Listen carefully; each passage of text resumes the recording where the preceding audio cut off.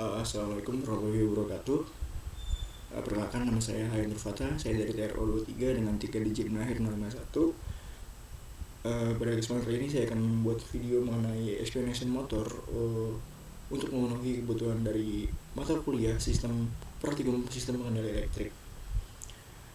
Nah, berikut adalah anggota kelompok kami, yaitu kelompok 3. Kemudian yang pertama yaitu ada prinsip elektromagnetik. Nah, dasar kerja motor listrik bertumpu pada satu prinsip fundamental fisika, yaitu elektromagnetisme. Prinsip ini menyatakan bahwa setiap konduktor yang dialiri arus listrik akan menghasilkan medan magnet di sekelilingnya, mengubah konduktor tersebut menjadi elektromagnet. Nah, pada motor, elektromagnet ini berperan sebagai komponen berputar atau rotor dan ditempatkan di dalam medan magnet lain yang dihasilkan oleh magnet permanen atau stator. Interaksi antara medan magnet rotor dan stator inilah yang menghasilkan gaya dorong atau gaya tarik. Nah, gaya mekanik ini kemudian dikenal sebagai gaya Lorentz yang besarnya dihitung melalui rumus F sama dengan I LB, yang dimana F itu ada gaya Lorentz dengan satuan Newton, I sebagai arus listrik dengan satuan ampere, L sebagai panjang kawat dengan satuan M atau meter, B yaitu kuat medan magnet dengan satuan Tesla. Nah, gaya Lorentz ini kemudian diaplikasikan pada kumparan rotor. Karena arus mengalir ke arah berlawanan pada sisi kumparan, gaya ini menciptakan sebuah gaya putar atau torsi yang menyebabkan rotor berotasi pada porosnya. Nah, kemudian ada hubungan arus, medan magnet, dan juga torsi.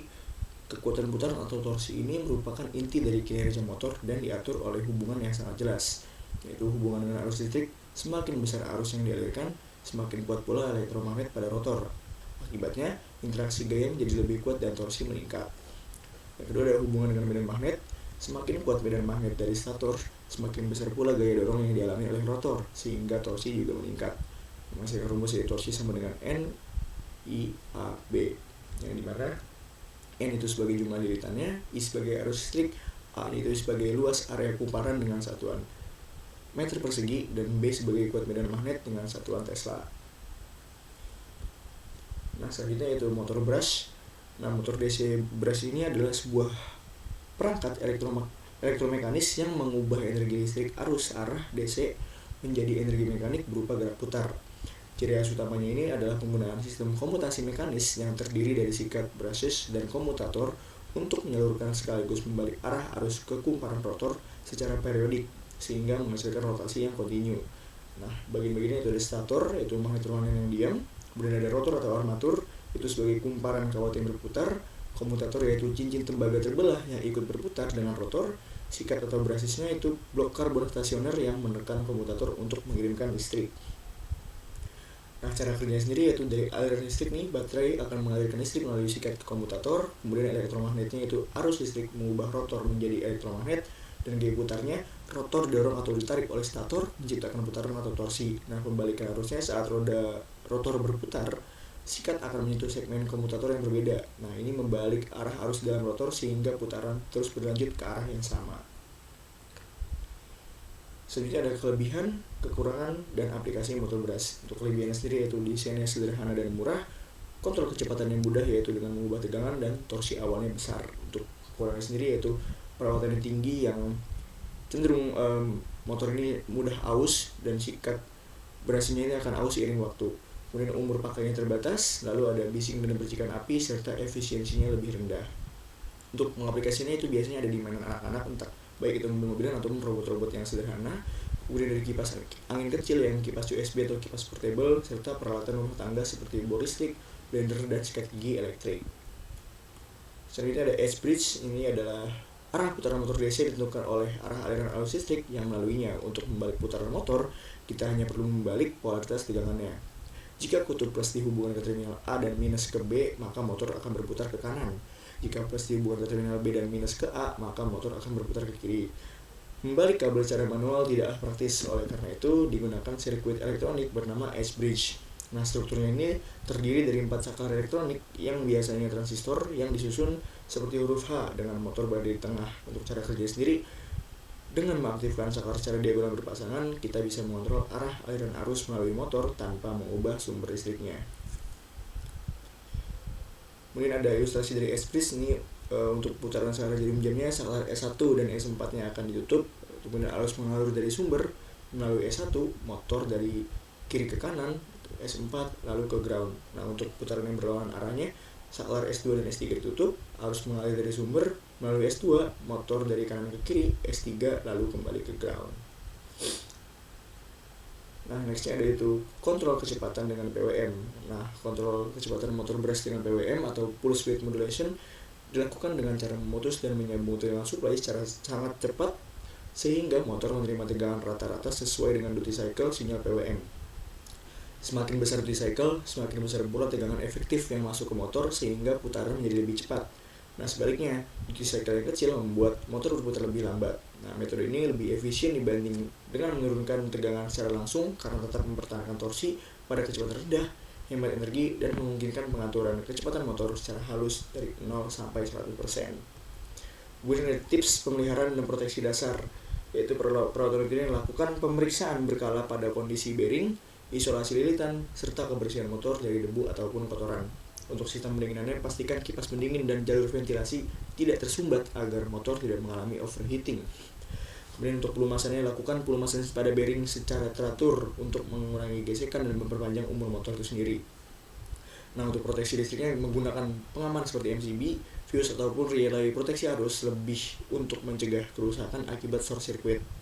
Dan monitoring beban, yaitu menghindari motor bekerja dengan beban berlebih agar tidak terjadi panas berlebih dan mempercepat kehausan. Nah, kemudian ada perbedaan antara brush dan brushless nih. Untuk brush motor, kita menggunakan sikat atau brush dan komutator mekanis untuk mengalirkan arus ke kumparan. Struktur lebih sederhana dan biaya produksi lebih murah, dan untuk kekurangan sendiri cepat aus karena gesekan, efisiensi lebih rendah, dan perawatan rutin diperlukan. Untuk brushless motor atau BLDC, yaitu tidak memiliki sikat, melainkan memakai komutasi elektronik untuk mengatur arus, lebih efisien, awet, dan menghasilkan putaran yang halus, namun lebih mahal dan memerlukan driver elektronik. Kemudian ada next itu cara brushless motor menghasilkan torsi. Nah, yang pertama, BLDC sendiri bekerja dengan prinsip interaksi medan magnet antara rotor atau magnet permanen dan stator, yaitu kumparan yang diberi arus bergantian. Kemudian arus yang dilarikan ke kumparan stator dikontrol oleh inverter ataupun driver elektronik.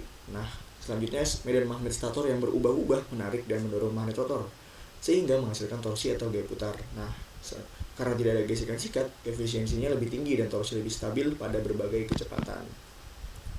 Kemudian ada komutasi elektronik, sensor versus sensorless. Nah, sensor yang BLDC yaitu BLDC dengan sensor menggunakan Hall sensor untuk mendeteksi posisi rotor.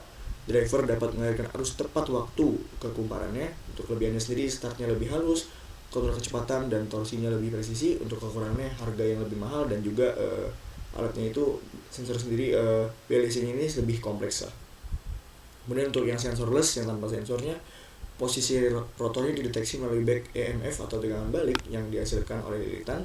Lebih sederhana, biaya lebih murah, dan lebih tahan kondisi lingkungan keras, namun memiliki kelemahan yaitu sulit start pada kecepatan rendah, serta kontrol kurang stabil dibandingkan dengan yang sensor. Selanjutnya yaitu ada pengaruh teknik PWM. Nah, pengaruh PWM terhadap performa BLDC yang pertama memungkinkan kontrol kecepatan dan torsi yang presisi karena tegangan efektif dapat diatur halus. Yang kedua ada memberikan respons dinamis yang cepat sehingga akselerasi dan deselerasi lebih terkontrol. Yang ketiga itu mengurangi fluktuasi torsi atau torque ripple dan getaran sehingga putaran motor lebih stabil dan juga senyap. Yang keempat yaitu menunjang operasi presisi pada aplikasi seperti robotika, servo maupun kendaraan listrik. Nah, yang selanjutnya itu pengaruh PWM terhadap efisiensi BLDC. Yang pertama, duty cycle yang tepat membuat motor hanya menggunakan energi sesuai kebutuhan sehingga menjadi lebih hemat akan daya. Kemudian efisiensi lebih tinggi dibanding kontrol linear karena rugi daya di motor lebih kecil. Kemudian frekuensi PWM rendah, motor menjadi boros energi karena torsinya tidak stabil. Apabila frekuensi PWM-nya terlalu tinggi, rugi switching pada drive meningkat, menurunkan efisiensi sistemnya. Nah, pemilihan frekuensi PWM yang optimal bisa menjadi kompromi antara kehalusan performa dan juga efisiensi energi. Selanjutnya ada transformasi Clark dan Park. Nah, transformasi Clark sendiri ini mengubah sistem 3 fase ABC yang berinteraksi dengan medan magnet berputar menjadi sistem 2 sumbu tetap yang saling tegak lurus yang disebut sumbu A dan B. Sistem baru ini merepresentasikan motor dalam domain 2 dimensi. Nah, transformasi ini mengurangi kompleksitas dari 3 variabel AC yang berosilasi menjadi 2 variabel yang lebih mudah dikontrol. Nah, selanjutnya transformasi part ini mengubah lebih lanjut setelah sistem diubah menjadi sumbu AB yang melalui transformasi Carr menjadi sistem sumbu yang berputar yang dikenal sebagai sumbu D dan Q. Nah, sumbu-sumbu ini berputar seirama dengan medan magnet rotor motor. Dengan demikian, semua besaran listrik yang sebelumnya berubah-ubah ini terlihat sebagai besaran DC yang stabil dari sudut sumbu D dan Q. Hal ini memungkinkan controller untuk mengendalikan torsi dan flux magnet motor secara terpisah, mirip dengan cara pengendalian motor DC yang sederhana. Selanjutnya yaitu ada mengapa arus sinusoidal itu optimal. Arus sinusoidal atau gelombang sinus adalah jenis gelombang listrik yang paling umum dan ideal. Bentuknya menyerupai kurva gelombang sinus dari fungsi matematika. Nah, arus ini secara terus-menerus berubah dari nilai 0, naik ke nilai puncak positif, kembali ke 0, turun ke puncak negatif, dan kembali lagi ke 0 dalam pola yang berulang. Nah, gelombang sinus ini sempurna menciptakan medan magnet yang berputar dengan stabil dalam motor. Karena putarannya konstan, gaya yang diberikan pada rotor juga sama, menghasilkan torsi yang stabil tanpa naik turun. Selanjutnya ada konsep space vector motor. Nah, yang pertama prinsip kerjanya itu inverter 3 fase ini hanya punya 6 vektor aktif plus 2 nol.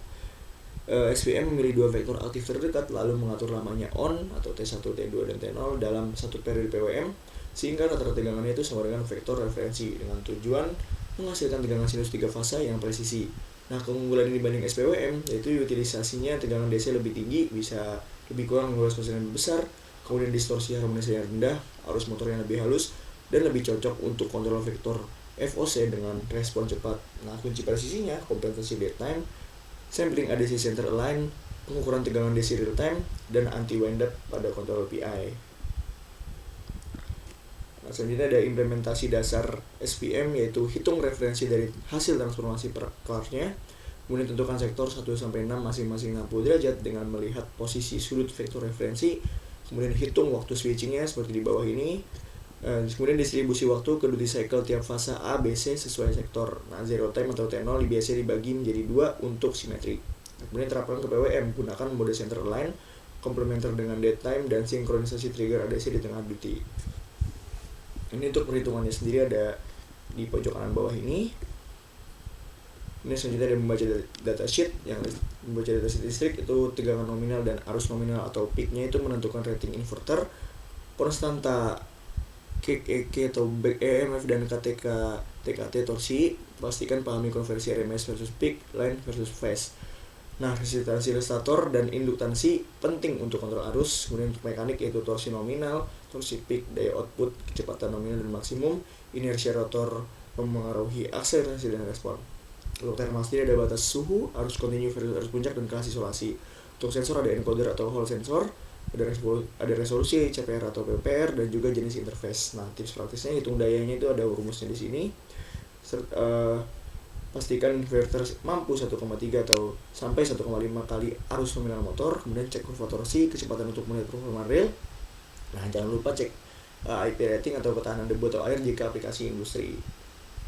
Kemudian ada konsep feedback control dan PID sederhana. Nah, sistem kontrol umpan balik atau feedback control ini adalah sebuah metode pengaturan otomatis di mana keluaran dari suatu proses diukur secara terus-menerus. Hasil pengukuran ini lalu dibandingkan dengan nilai acuan yang diinginkan atau set point-nya, perbedaan atau sisi di antara keduanya yang disebut error, kemudian digunakan sebagai dasar untuk menyesuaikan masukan atau input ke dalam sistem. Nah, tujuannya adalah untuk meminimalkan error tersebut sehingga keluaran sistem selalu mendekati target yang telah diterapkan. Salah satu metode kontrol umpan balik yang paling populer adalah PID yaitu atau proporsional integral derivatif. Nah, kontrol ini menjaga agar sistem berjalan stabil dan cepat mencapai set point dengan cara menggabungkan 3 aksi kontrol yang berbeda. Nah, untuk P-nya itu proporsional yaitu memberikan aksi koreksi berdasarkan seberapa besar error yang terjadi pada saat ini. Nah, semakin besar selisihnya, semakin kuat pula aksi koreksinya.